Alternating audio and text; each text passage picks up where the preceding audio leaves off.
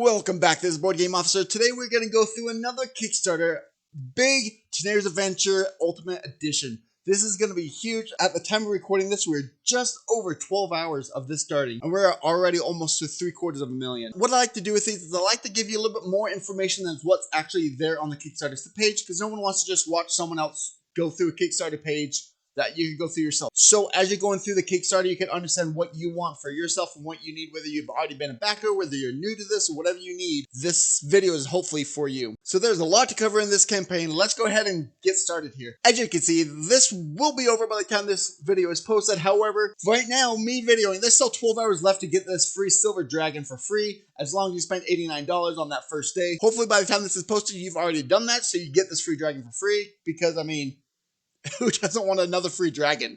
I mean, this game already has so many awesome dragons in it. Why not throw in another free one? It's great. So I actually want to stop right here real quick and address why it says Ultimate Tanares Adventure. What does that ultimate mean? We'll go further into detail as we go throughout this video. However, just to kind of give you a forethought, what they have done is they have done a reprint of Tanares Adventure, but they have also changed a whole lot. They've taken a lot of feedback and come in and made this game just a little bit better. They're putting a lot of stuff together, so that's what they call it, the Ultimate. I think it's just another way to say like version 2 or version 1.5 or something like that, but I think that's what they're going with this Ultimate Tanares Adventure, so you know it's the upgraded portion of it. It's kind of my guess of what they're going with that.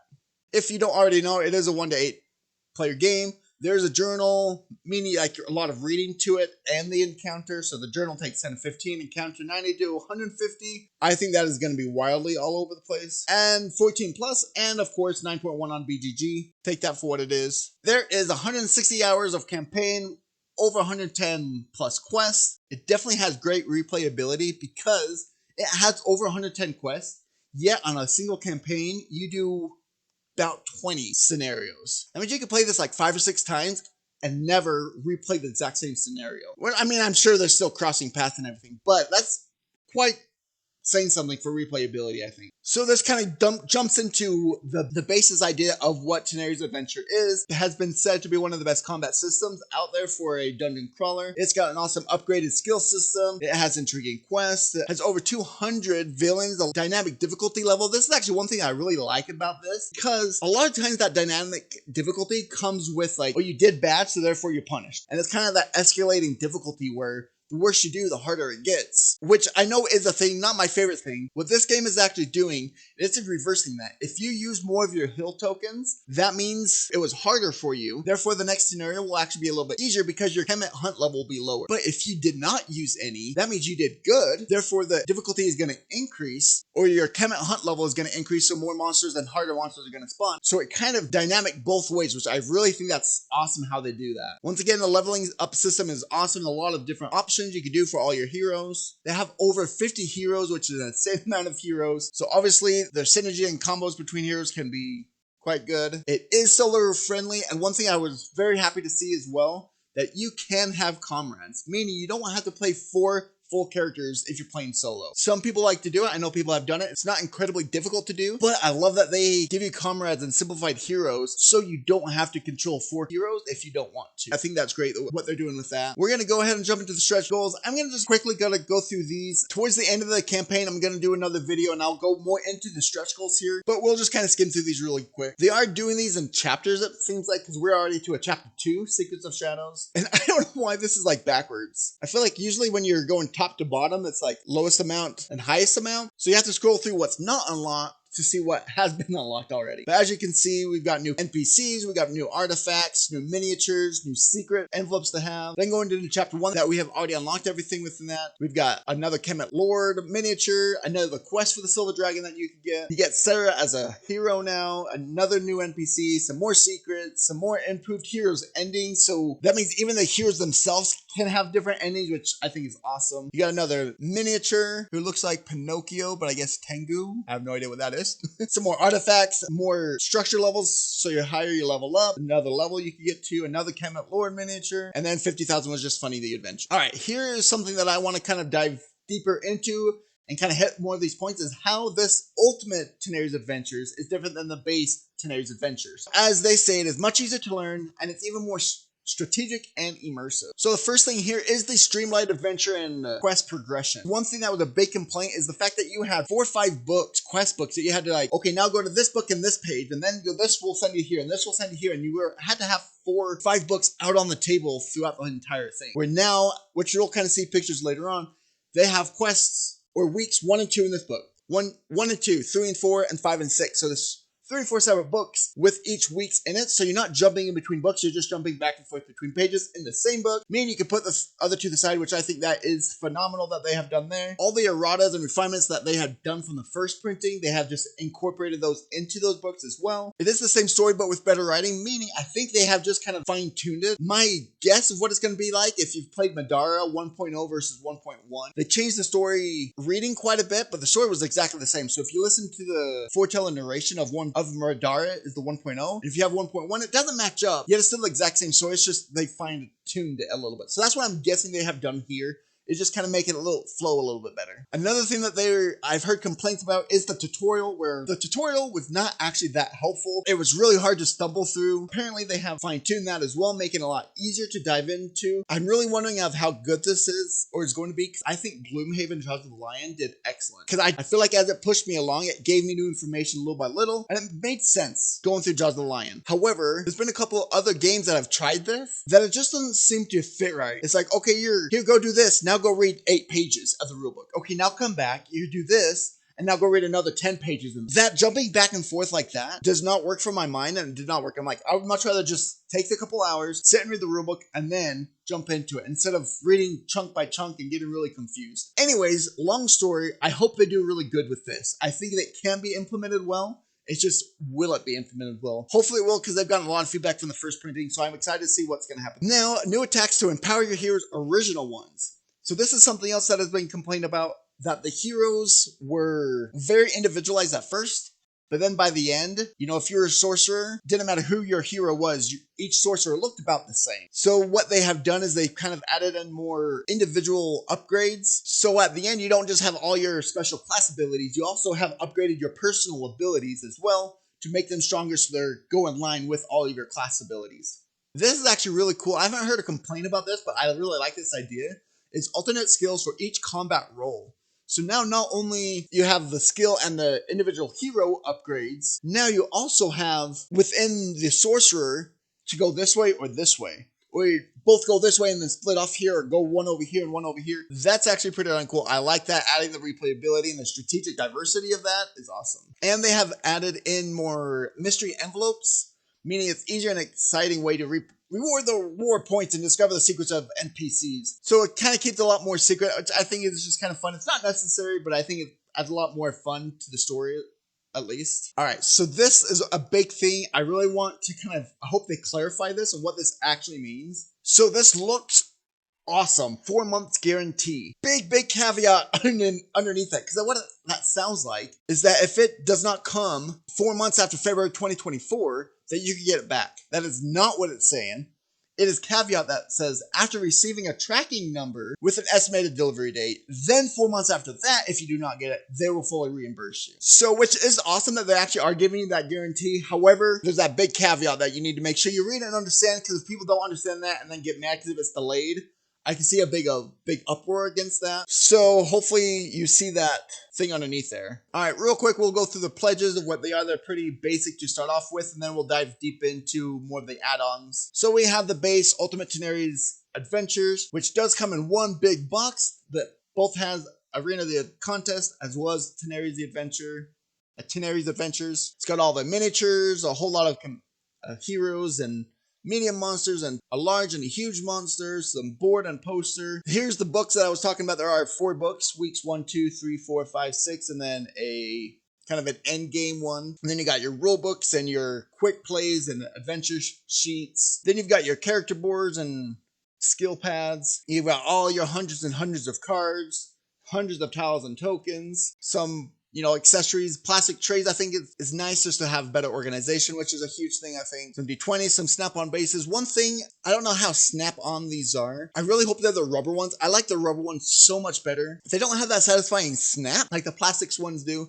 However, I feel like it's not scraping up my painting job. I mean, not that my painting job's that good, but I like the idea of it just being rubber so it's not damaging it as much, but we'll see what they are. And then all stretch gold, obviously. They do have a standees version. I think that's really nice. It's, you know, $60 cheaper for the standees. Looks like it's basically the exact same thing, but you get standees instead of miniatures. I see more and more companies doing this, which I think it's a good thing just to get that option out there. Like I said, it's got everything else that comes with it and the stretch goals. And now into the super box full. So I think this is actually pretty cool that they're doing this. This basically puts everything within these two main boxes. You've got the ultimate box, so basically the base box, and the legendary box, and the penumbral box, however you want to say that. Penumbral pack. All three of those, which the penumbral pack has these 5 in there. So, which they do not clarify in here how they've done these errors there. They need to make sure that you know that these 5 boxes come in this penumbral pack. Basically, it fits everything that you need into these 2 boxes, which is amazing because I hate having 4 or 5 different boxes out,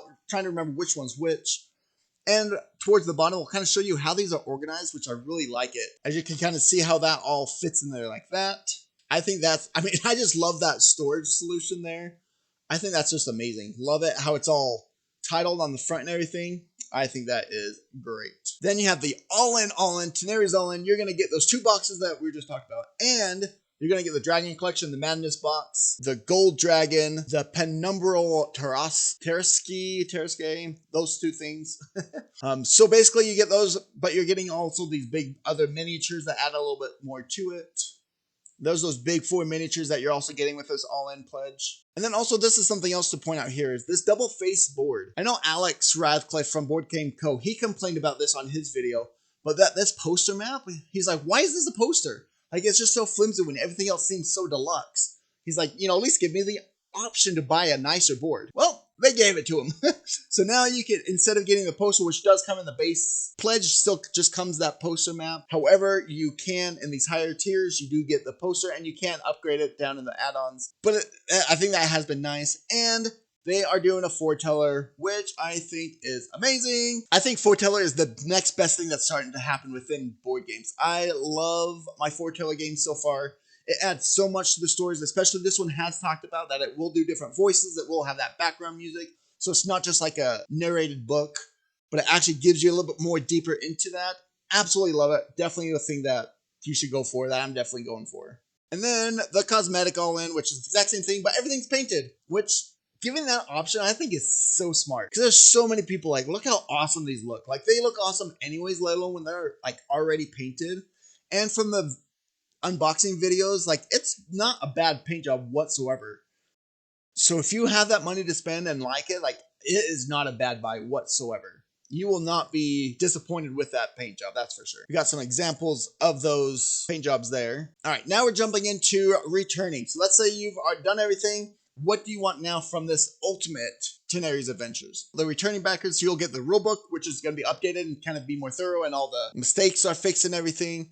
You'll get the new 4 adventure books, some new cards, and the new envelopes of secrets that they've added, plus all the applicable stretch goals. I just want to point that out, that you are getting, that not only are you getting these extra books, but all the applicable stretch goals. I mean, I don't know, maybe a lot of the stretch goals won't be for this level. Maybe they'll only be for the other ones. But that's pretty awesome for $35. I think they're doing well for their returning backers there. That they could just get this update pack and a lot of the stretch goals. I think that's pretty cool. Or you could get the returning backer bundle for $90, which basically is the exact same thing as before, but you get these 2 boxes, so all your stuff can now reorganize into those. It does upgrade your poster into a board. You could get double-faced boards here to replace the poster map. You'll get your new books and cards and envelopes and applicable stretch goals as well. Another thing here, which is awesome because there is so much going on here. They have done this pledge breakdown where not only is it checkmarked, also color-coded, so you know what items are new to this Kickstarter. The green ones means that it's just what you already have. So if you're another returning backer, you want to make sure that you're not just rebuying the same stuff. If it's got a green check mark, you don't want it. If it's got a blue check mark, that's something that you want. Obviously, these are hashtagged here, or asterisks, meaning that some stuff is new, but some stuff is old. But it's kind of awesome to kind of break down the price and what's actually in it. Phenomenal, I love it. You got the comparative pleasures to see the standee, the ultimate, and the super box. What's actually in it, the price here at the bottom, so you could really decide if that extra, $300 is worth that super box, or if you just want to go with that base standee game. They go through and kind of do a quick description of how to pledge, because you don't get to select add-ons until after you pledge, so they kind of describe that, which I think is kind of good because I know there's been a lot of questions in the past with some other games and some other campaigns. All right, here we are to the add-ons. We'll go through real quick. The Fortune that I already talked about, which I think is phenomenal and great, definitely a good buy. The Legendary Box. What this Legendary Box basically is a whole lot more heroes, enemies, and miniatures. And so you got the villains, heroes, more villains, and scenario pieces. That's what I was trying to say. Scenario pieces to put around the board. For what I've heard, this is not needed. That ultimate 189 is all you need to play. What I've heard that this does, this makes it so you don't have to kind of proxy in other miniatures. It kind of gives you those miniatures and a lot more heroes as well. It just really helps you pull you into that game more because you've got more of that thematic stuff going on around them. You got the Penumbral pack. As I said before, these 5 are in this pack, which are, classic pack, your mystical pack, your villain pack, your hero pack, something like that. Anyways, basically comes with another 100 minis, more scenario miniatures, stuff to put around on the board to make it look even cool, more immersive. Another little time twist book. I have no idea what that's about. That sounds awesome. More character mats, a lot more cards and more trays. And then we come into the Dragon Collection, which my understanding just basically gives you more dragons and to fight, just a couple more bosses mainly, from what I understand, because it does give you a boss versus boss rulebook.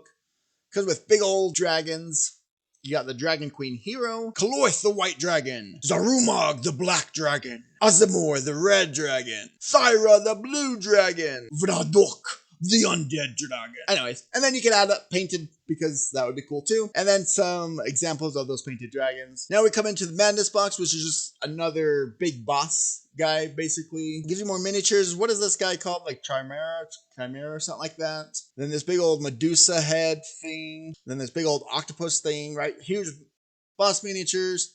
Then a whole lot of other smaller bosses. So it's more or less a boss pack full of miniatures. And then you got this awesome gold dragon, which is 100% I think just a statue, right? Just a big old miniature to have. I don't know how much is incorporated into the scenarios, but it does look freaking awesome. You got the Penumbral Taraske thing, which is another just big old miniature. You can just buy the storage solution for $80 just for the 2 boxes that are empty. As this kind of shows here too of how it's all organized, which if more games could do this, I don't know how much it costs the companies to do this, but if you could have all games with the all-in pledge get with these type of boxes, I think they could make so much more money by, $80 to make these boxes. I feel like that could be such a good thing. I don't know.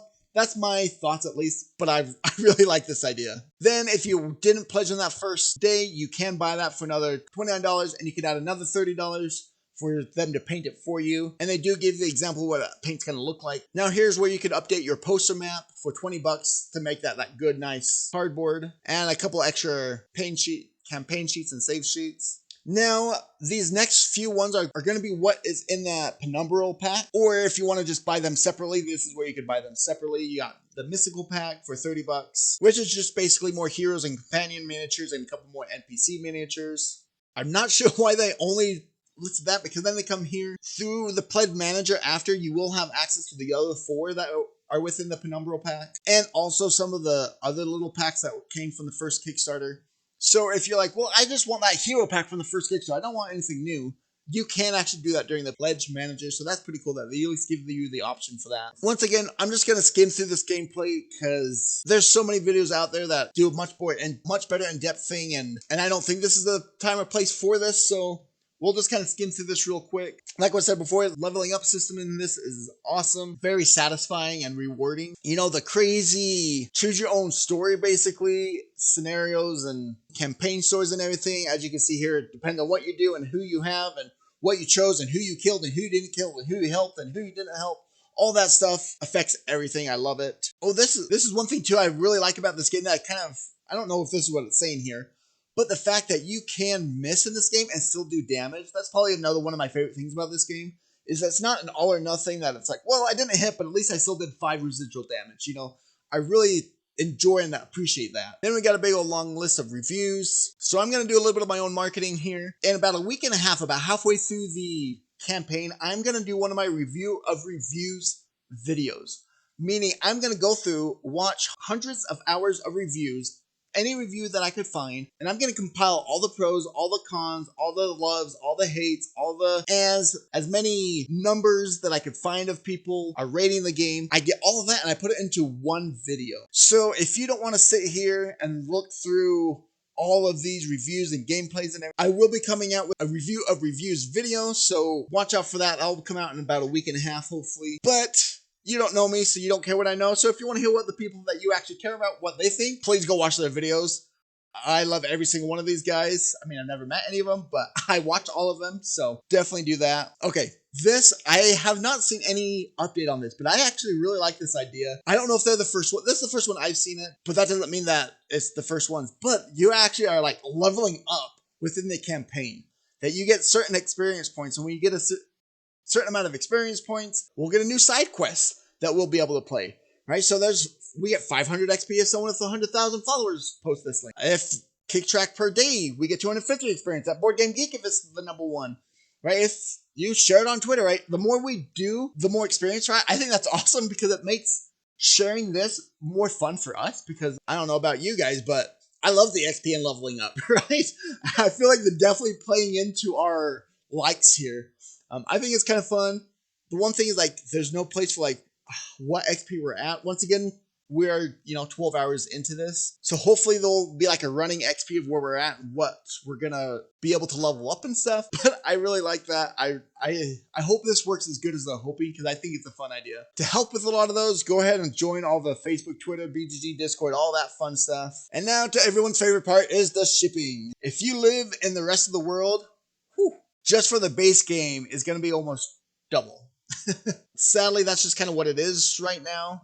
Even for USA and Europe, it's still $50, which nowadays I feel like it's pretty average. It's not out of the world, but it's still not near as good as it used to be. But once again, that is just for Tanares Ultimate. Therefore, if you're going for the all-in or the super full box, it might be double this, because that's a lot of stuff. So I just want to put that out there just to realize that this is just Tanares Ultimate.